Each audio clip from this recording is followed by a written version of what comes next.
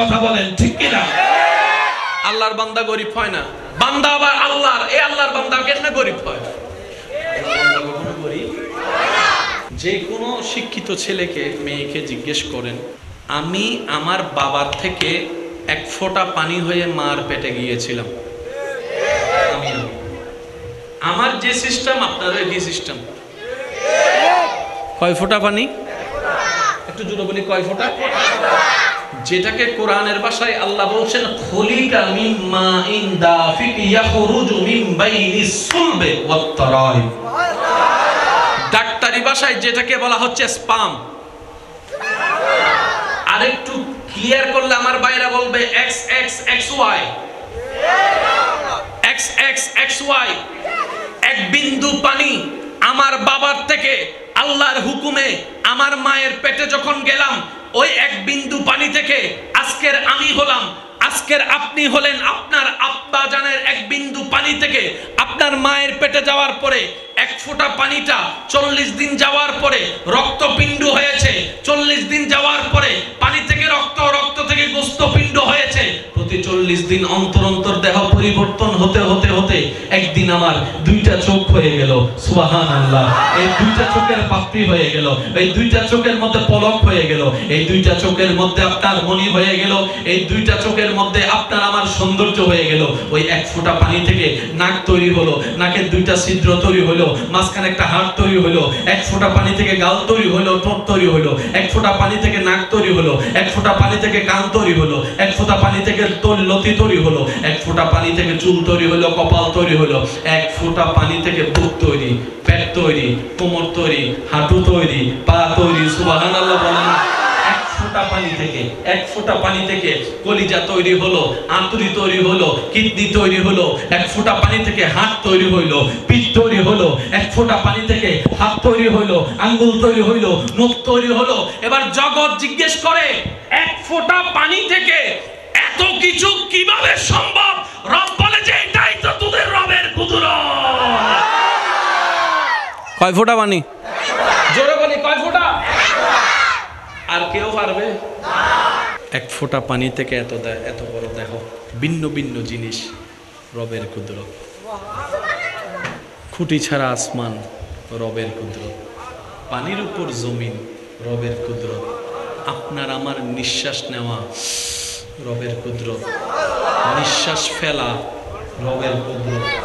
চোখ দিয়ে দেখা, রবের কুদরত। কান দিয়ে শোনা, রবের কুদরত। পাহাড়, রবের কুদরত। সাগর, রবের কুদরত। রবের কুদরত মানে কি? ঘটনা বাস্তব, বুঝেন কিংবা না বুঝেন, মানেন কিংবা না মানেন, ঘটনা সত্য, কাহিনী সত্য, বাস্তব। বুঝবো না, জানবো না কিভাবে কি হয়েছে, পারবো না সেই রকম করতে, এটার নাম রবের কুদরত। আসমান, রবের কুদরত। পাহাড়, রবের কুদরত। মাটি, রবের কুদরত। গাছ, রবের কুদরত। গাছপালা, রবের কুদরত। পশু পাখি, রবের কুদরত। জীবজন্তু, রবের কুদরত। সাগরের মাছ, সুবহানাল্লাহ, সুবহানাল্লাহ, সুবহানাল্লাহ। সাগরের মাছ, রবের কুদরত। প্রথম আসমান, রবের কুদরত। দ্বিতীয় আসমান, রবের কুদরত। জান্নাত, রবের কুদরত। জাহান্নাম, রবের কুদরত। ফেরেশতা, রবের কুদরত। জিবরাইল, রবের কুদরত। মিকাইল, রবের কুদরত। ইসরাফিল, রবের কুদরত। আজরাইল, রবের কুদরত। ডানে আল্লাহর কুদরত, বামে আল্লাহর কুদরত, সামনে আল্লাহর কুদরত, পিছনে আল্লাহর কুদরত। আপনার দেহটা রবের কুদরত। নবীর মেরাজে যাওয়াটাও রবের কুদরত। আর একটু জোরে।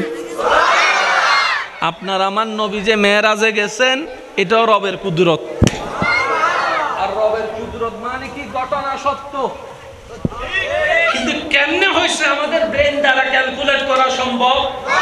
ক্যালকুলেটর দ্বারা হিসাব করা সম্ভব? কম্পিউটার দিয়ে রহস্য বের করা সম্ভব? সেজন্য নবীর মেরাজের আয়াতে আল্লাহ সূরা বনী ইসরাইলের 1 নম্বর আয়াতে বলার সময় এভাবে বলেছেন, সুবহানাল্লাযী আসরা বিআবদিহি লাইলাম মিনাল মসজিদিল হারামে ইলাল মসজিদিল আকসা। ওই মক্কা থেকে মক্কা থেকে আকসা পর্যন্ত এই ভ্রমণ করার কথা বলা হয়েছে, আকসা থেকে ঊর্ধ্ব জগতের ভ্রমণের কথা হয়েছে।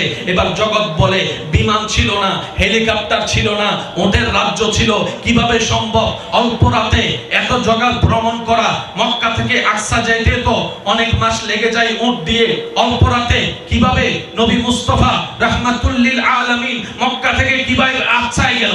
আকসা থেকে কিভাবে ঊর্ধ্ব জগতে প্রথম আসমান দেখলো, দ্বিতীয় আসমান দেখলো, তৃতীয় আসমান দেখলো, চতুর্থ আসমান দেখলো, চতুর্থ আসমান পঞ্চম ষষ্ঠ সপ্তম হয়ে সিদরাতুল মুনতাহা পার হয়ে কিভাবে সুম্মা জানা ফাতাদাল্লাহ? How can possible? নবী বলে আমি জান্নাত দেখেছি, আমি জান্নাত ঘুরেছি, আমি জান্নাত দেখেছি, আমি জান্নাত ঘুরেছি, আমি জাহান্নাম দেখলাম, আমি জাহান্নামের সাজাপ্রাপ্ত দেখলাম, আমি জিবরাইলকে দেখেছি, আমি মিকাইলকে দেখেছি, আমি ইসরাফিলকে দেখেছি, আমি আজরাইলকে দেখেছি। আমার আদম নবীর সাথে সাক্ষাৎ, আমার মূসা নবীর সাথে সাক্ষাৎ, আমার ঈসা নবীর সাথে সাক্ষাৎ, আমার দাউদ নবীর সাথে সাক্ষাৎ, আমার ইব্রাহিম নবীর সাথে সাক্ষাৎ। এত সাক্ষাৎ হলো, এত কথা হলো, রবের দিদার হলো। How can possible?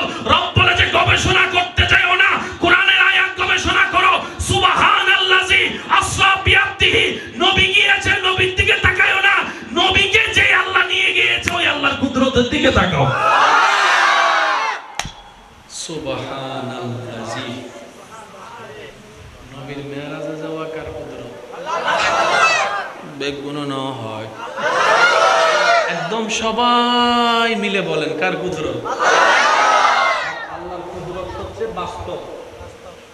গবেষণা করিয়ে নাই না এরা তো ওরা কুল কিনে রাত হয় বাইতেন না, আটলান্টিকের কুল কিনে রাত হয় বাইনে আমাদের গা পাইনে পাওয়া তো বাইনে ইন হতুন তো হয় বাইতাম ইন তো আসমানো।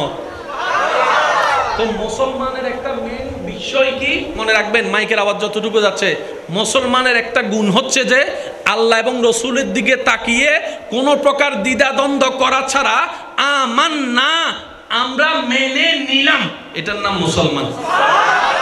আল্লাহ আছে মেনে নিলাম, পরকাল আছে মেনে নিলাম, পুলসিরাত দেখি নাই মেনে নিলাম, মিজান দেখি নাই মেনে নিলাম, হাসর দেখি নাই মেনে নিলাম, কবর দেখি নাই মেনে নিলাম, প্রশ্ন দেখি নাই মেনে নিলাম, তকদির দেখি নাই মেনে নিলাম, জান্নাত দেখি নাই মেনে নিলাম, জাহান্নাম দেখি নাই মেনে নিলাম। আল্লাহর দিকে তাকিয়ে মেনে নেওয়ার নামই মুসলমান। জান্নাতি কি আসলে ওবু না নবু আল্লাহ কিও এক গ্রুপ মুসলমান, আল্লাহ আছে, পরকাল আছে, বিশ্বাস আছে, জান্নাত আছে। আমানতু বিল্লাহি ওয়া মালাইকাতিহি ওয়া কুতুবিহি ওয়া রাসূলিহি ওয়াল ইয়াউমিল আখির, দেখি নাই মেনে নিলাম। মনে রাখবেন অন্য জাতির চাইতে মুসলমান জাতির একটা জায়গায় বিশেষ পার্থক্য, সেটা হচ্ছে অন্যরা প্রমাণ দেখার পরও মানে না, মুসলমানরা কিছু